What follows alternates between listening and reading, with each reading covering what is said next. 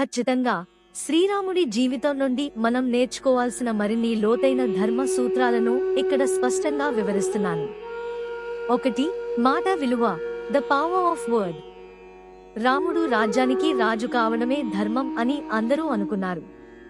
కాని రాముడు తన తండ్రి ఇచ్చిన మాటను కాపాడడమే ధర్మం అని నమ్మాడు. నిజం, సుఖం కోసం మాట తప్పడం సులభం. ధర్మం, ప్రాణం పోయినా ఇచ్చిన మాట మీద నిలబడడం. సారాంశం, అధికారం పోయినా పర్వాలేదు, కానీ నీ వ్యక్తిత్వం, క్యారెక్టర్ పోకూడదు. 2. అంతర్మథనం, ఇంటర్నల్ కాంపాస్. పరిస్థితులు తారుమారైనప్పుడు రాముడు ఎవరినీ నిందించలేదు. కైకేయిని గాని దశరథుడిని గాని తప్పు పట్టలేదు. ప్రశ్న, నాకే ఎందుకు ఇలా జరిగింది అని అతను ఏడవలేదు. ఆలోచన, ఈ పరిస్థితిలో నేను చేయాల్సిన సరైన పని ఏమిటి అని ఆలోచించాడు. సారాంశం, కష్టాలు వచ్చినప్పుడు ఇతరులను నిందించడం బలహీనత, బాధ్యతను స్వీకరించడం ధర్మం.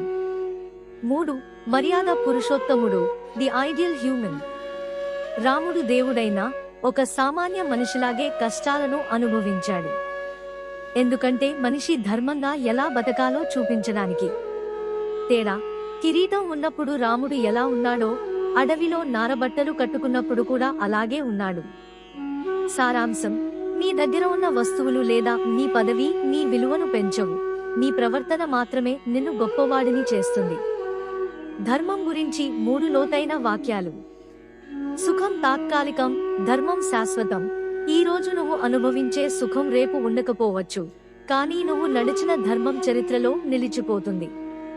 కష్టమే పునాది.